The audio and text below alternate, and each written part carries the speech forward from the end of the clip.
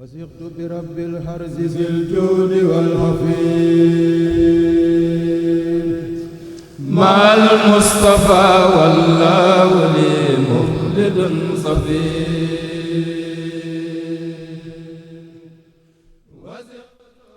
Au nom d'Allah, le tout miséricordieux, le très miséricordieux. Louange à Allah, Seigneur des mondes, celui qui transforme les épreuves en bénédictions. Que la paix et la grâce soient sur notre prophète Mohammed sallallahu alayhi wa sallam, ainsi que sur tous les prophètes. Chers auditeurs, bienvenue dans Ahsan al-Qasas, la plus belle des histoires, où nous poursuivons le récit du noble prophète Youssouf alayhi salam.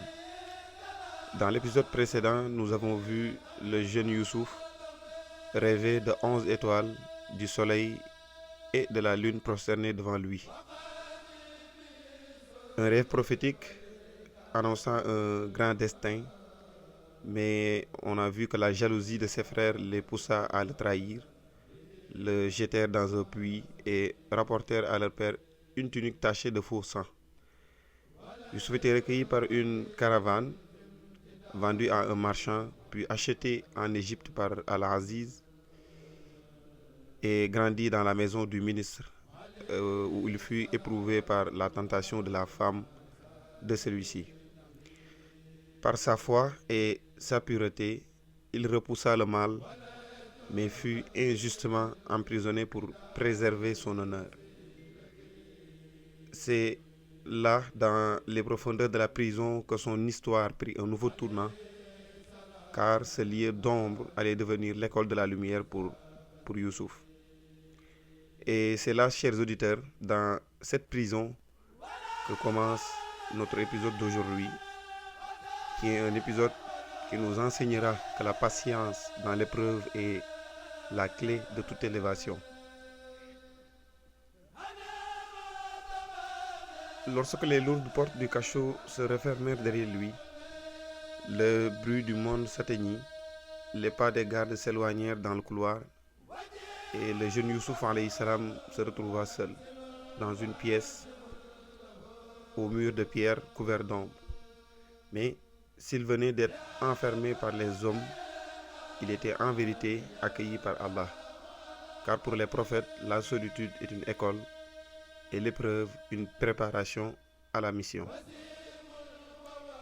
Les premiers jours furent rudes, le froid de la nuit lui mordait les os, les chaînes pesaient sur ses poignets et les moqueries de certains prisonniers résonnaient comme des flèches sur lui. Mais malgré tout, il priait longuement et ses prosternations illuminaient le sol sombre de la cellule. Petit à petit, les prisonniers remarquèrent son comportement. Il ne se plaignait jamais, ne maudissait personne. Il partageait sa maigre ration avec ceux qui avaient faim et parlait toujours avec douceur. Un jour, l'un d'eux lui demanda: « Toi qu'on appelle Youssouf, pourquoi souris-tu alors que tu es enfermé ?» Il répondit: « Parce que j'ai confiance en mon Seigneur. Ce qu'il veut, il le décrète, et même dans la prison, il est avec moi. » Alors les cœurs commencèrent à s'adoucir autour de lui. Chaque soir, dans la faible lumière des torches, Youssouf enseignait les récits de son grand-père Ibrahim alayhi salam, de son père Ishaq, de son arrière-grand-père Nuh alayhi salam, comme ce qu'on est en train de faire. Il parlait de patience, de foi et de promesses d'Allah. Les prisonniers disaient entre eux: « Cet homme n'est pas comme nous.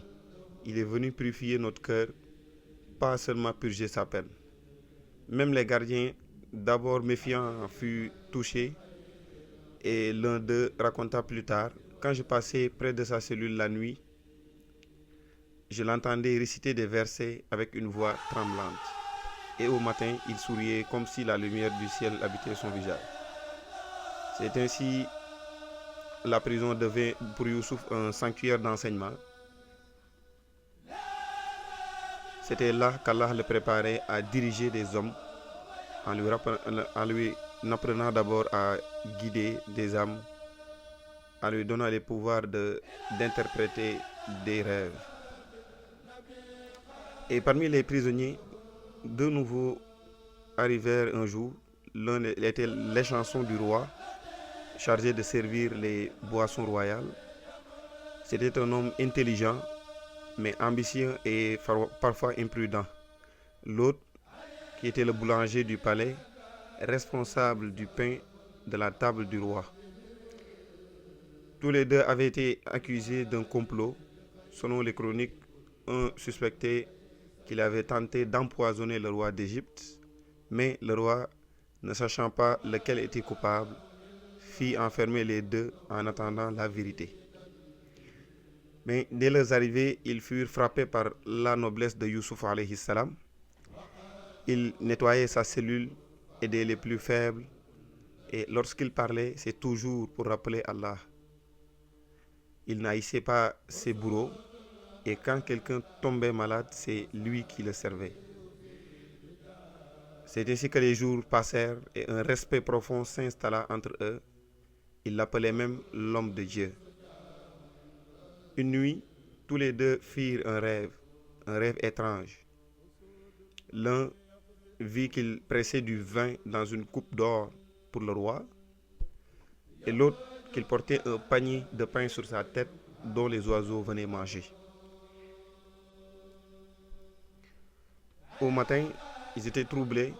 Ils se tournèrent vers Youssouf en lui disant: « Ô Youssouf, toi que nous savons véridique, explique-nous nos songes. » Mais avant même d'interpréter le rêve, Youssouf profita de ce moment pour prêcher la vérité en leur posant une question.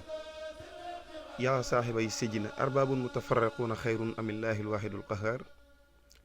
Ô mes compagnons de prison, des seigneurs multiples valent-ils mieux ou Allah l'unique, le donateur suprême? Puis il expliqua que ces rêves n'étaient pas de simples images, mais des messages d'Allah destinés à leurs âmes.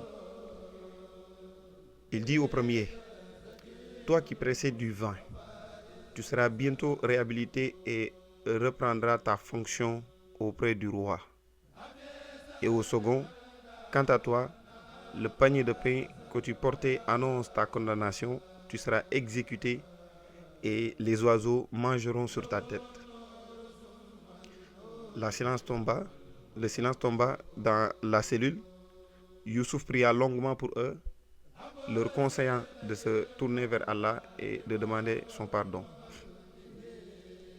Quelques jours plus tard, les gardes vinrent chercher les deux hommes et tout se déroula comme Youssouf l'avait dit. L'un fut gracié et revint au palais, et l'autre fut exécuté publiquement.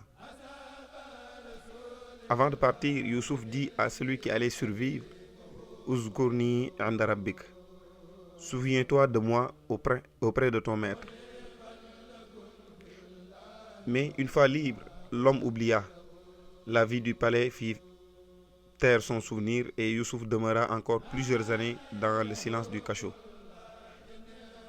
Pourtant, dans cette solitude, il continua d'enseigner, de prier, d'espérer une libération, bien sûr, et son cœur brillait d'une certitude.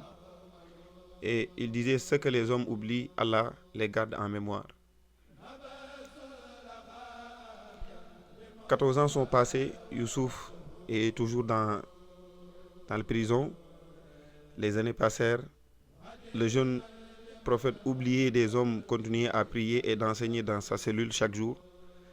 Et il se levait avant l'aube, invoquait Allah, puis réconfortait les âmes fatiguées, c'est-à-dire il faisait des da'wah.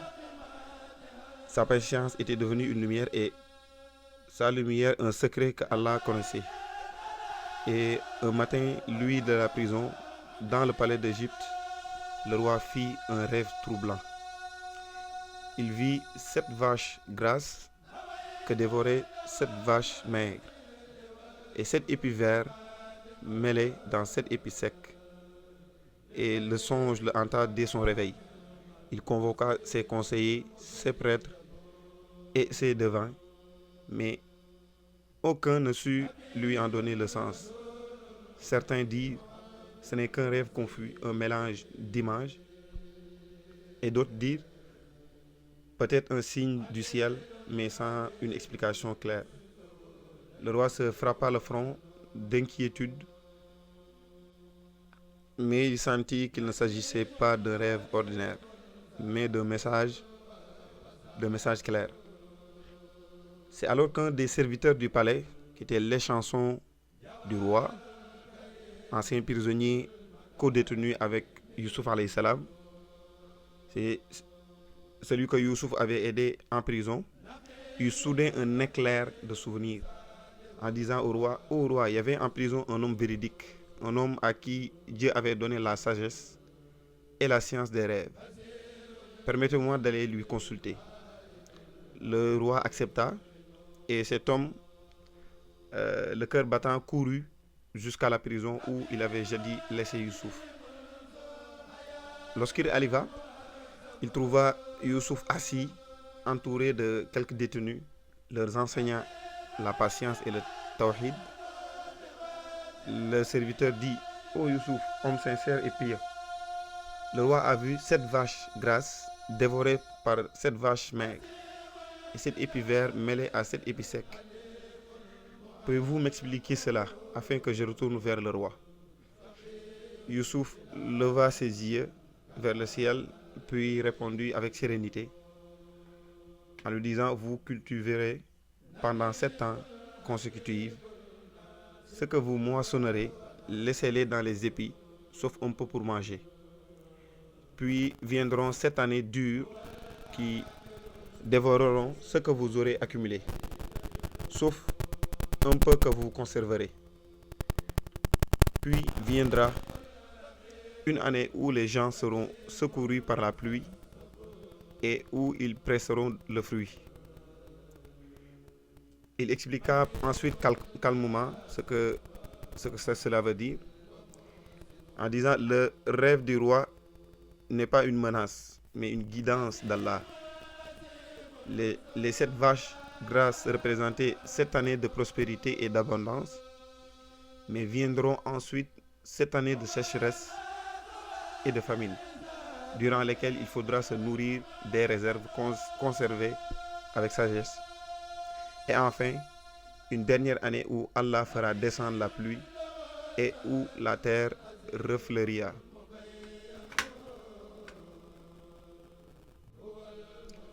Lorsque le roi entendit parler de l'homme qui avait interprété son rêve avec une clarté, il ordonna, « Utuni bihi astakhlisu li nafsi. » Amenez-le moi, je veux le choisir pour moi-même.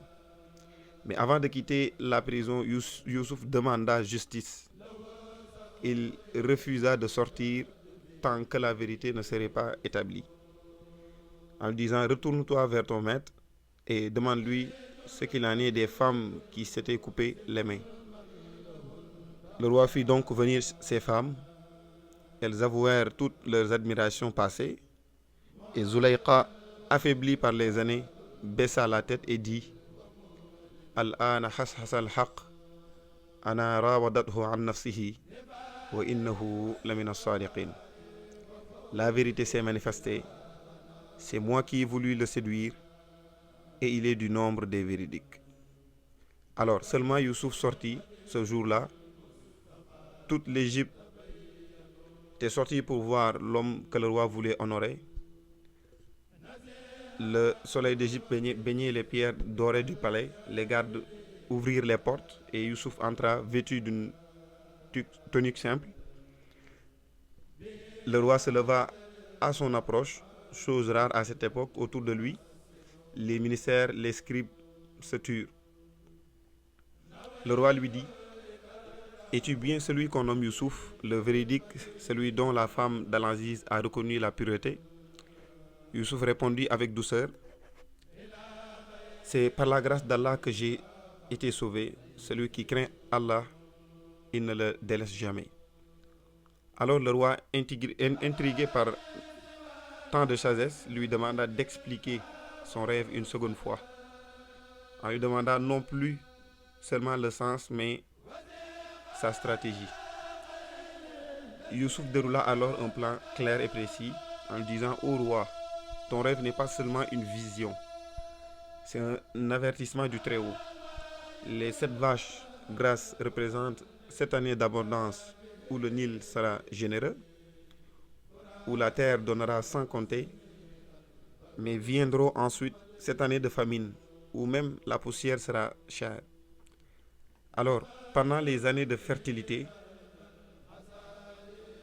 je vous conseille de construire de grands greniers dans chaque ville, stocker le blé avec sagesse, ne gaspille rien et enseigne à ton peuple la modération.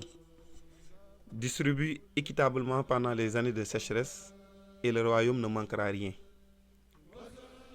Le roi était stupéfait, se leva et dit: Ô Youssouf, quelle personne pourrait mieux gérer tout ce que tu viens de dire? Je n'ai jamais vu un homme aussi clairvoyant, aussi juste et aussi pur. Youssouf répondit sans hésitation, avec la sérénité du prophète conscient de sa mission: Ij'alni ala khaza'in al-ard inni hafidhun alim.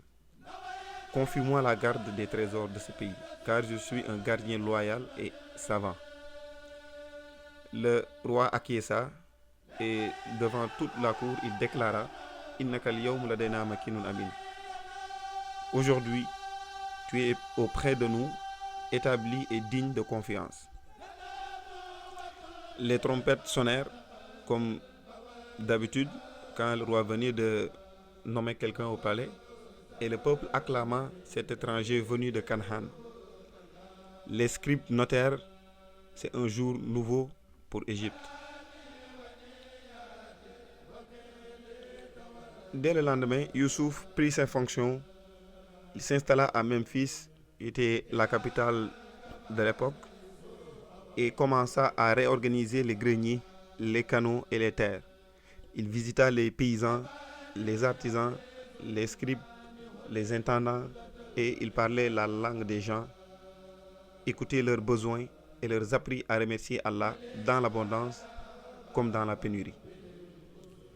Sous sa direction, les champs furent cultivés avec méthode. Il construisit des entrepôts de pierre et d'argile, chaque silo portant le nom de la région et la date de récolte.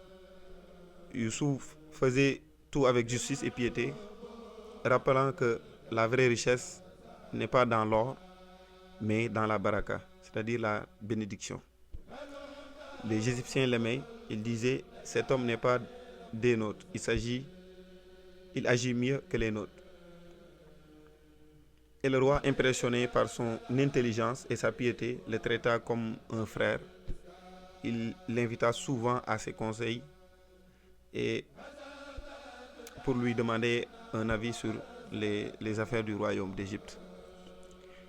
Durant les 7 années d'abondance, le Nil débordait et la terre d'Égypte était d'un vert éclatant. Le blé se multipliait comme jamais. Comme vous l'aurez compris, les 7 années d'abondance étaient des années où la récolte était la récolte s'était multipliée.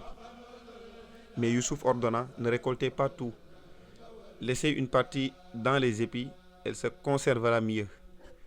Chaque ville eut ses réserves, surveillées et scellées par des scribes. Les surplus furent répartis entre les régions pour équilibrer la distribution. Et quand les 7 années de sécheresse commencèrent, le vent changea, les pluies cessèrent, les pâturages jaunirent, les pays voisins souffrirent. Mais l'Égypte, grâce à Youssouf, restera stable. Les gens venaient de Syrie, de Palestine, de Canaan pour acheter du blé. Et parmi eux, il y avait un groupe d'hommes venus d'un pays sec au nombre de 10, et ce sont les frères de Youssouf, alayhi salam. Un jour, parmi les caravanes venues du nord, les 10 frères de Youssouf constituaient un caravane et arrivèrent en Égypte. Leur visage était marqué de faim et de poussière. Ils ne le reconnurent pas. Des années s'étaient écoulées depuis le puits et le jeune garçon était devenu un homme noble, c'est-à-dire un ministre vêtu des habits d'un ministre. Youssouf, lui, les reconnut immédiatement, mais il garda le secret dans son cœur. Il les accueillit avec dignité en leur demandant: d'où venez-vous, voyageurs? Ils répondirent: nous venons du pays de Canaan. La famine nous accable et nous venons acheter des vivres. Youssouf les servit généreusement, puis demanda: avez-vous un frère? Ils dirent: oui, un jeune nommé Benyamin, le fils de notre vieux père Yankoub. Youssouf leur dit: la prochaine fois, ramenez-le avec vous, sinon vous n'aurez plus de provisions. En secret, il ordonna à ses serviteurs de remettre leur argent dans leur sac, afin qu'ils sachent que le ministre d'Égypte n'était pas un marchand, mais un homme de Dieu. De retour à Canaan, les frères racontèrent à leur père ce qu'ils avaient vu, la noblesse de Youssouf, du ministre du Trésor, qui leur a donné beaucoup de nourriture, sans même demander d'argent. Et Yankoub écouta, son cœur inquiet. Il dit: je ne vous enverrai pas Benyamin, sauf si vous me jurez devant Allah de le ramener avec vous. Il jure. Alors Yankoub prépara son plus jeune fils et dit: ô mon fils, entre pas avec eux dans une seule porte, mais séparez-vous pour entrer par des chemins différents. Je ne peux vous protéger contre la volonté d'Allah, mais je vous confie mon espoir à lui. Lorsque les caravanes revinrent en Égypte, Youssouf vit son frère Benyamin et son cœur se serra. Pendant des années, ils avaient prié Allah de voir au moins un visage de sa famille. Il le fit venir discrètement et lui dit à voix basse: je suis ton frère. Ne sois pas triste pour ce qu'ils ont fait pour moi. Alors les échanges de grains entre Youssouf et Benyamin étaient tellement profonds que Benyamin ne voulait plus rentrer à Canaan.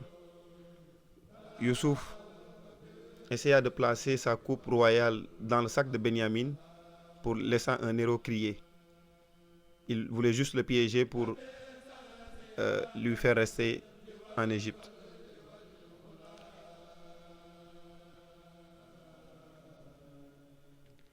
Sur le chemin de retour, la garde de Youssouf a crié fort: ô caravane, le gobelet du roi a disparu.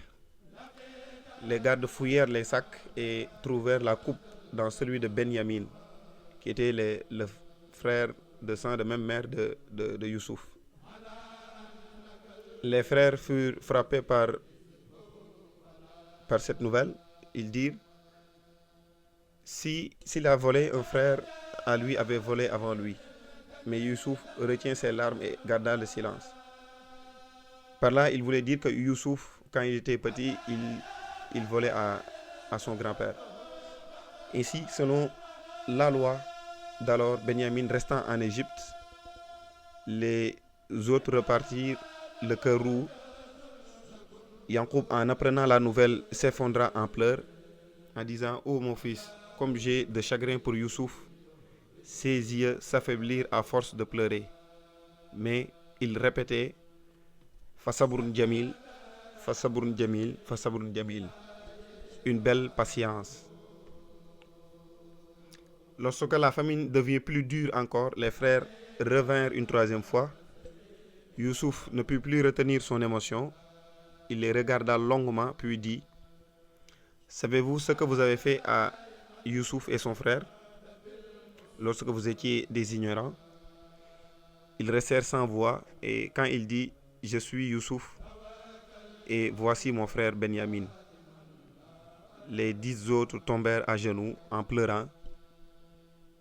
Par Allah, Allah t'a préféré à nous et nous étions fautifs. Youssouf répondit avec grandeur: La tasriba alaykum al-yawma yaghfirullahu lakum. Pas de reproche sur vous aujourd'hui. qu'Allah vous pardonne, car il est le plus miséricordieux. Avant leur départ, Youssouf donna sa tunique et dit à ses frères: emportez ce vêtement et posez-le sur le visage de mon père. Il recouvrira la vue. Quand les caravanes approchèrent du Canaan, Yankoub sentit son odeur et dit: je sens l'odeur de Youssouf, même si vous me dites que je divague.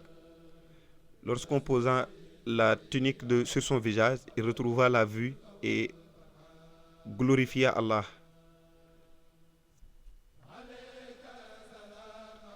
Par la suite, Yankoub et toute sa famille partirent en Égypte pour voir Youssouf. Youssouf les accueillit, il les fit entrer au palais, les installa sur le trône et embrassa son père. C'est alors que se réalisa le rêve de son enfance. Les 11 étoiles, le soleil et la lune se prosternèrent devant lui.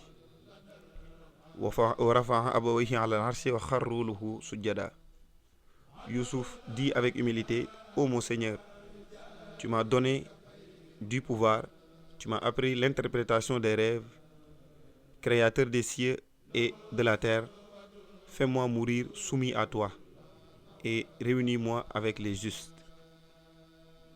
Et c'est ainsi que termine l'histoire de Youssouf alayhi salam. À la fin de ces années, il fut enterré dans la vallée du Nil.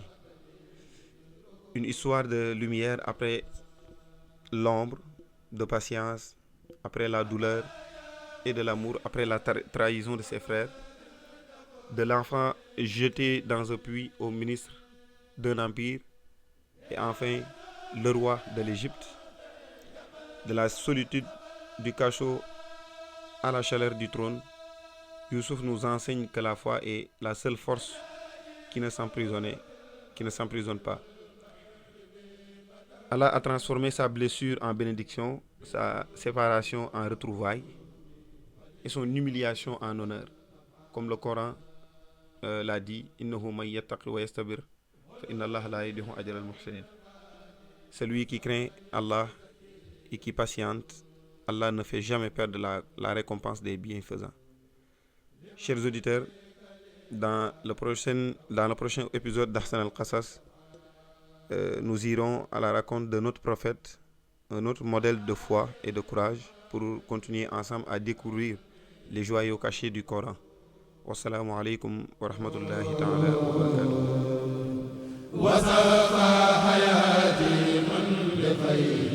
barakatuh.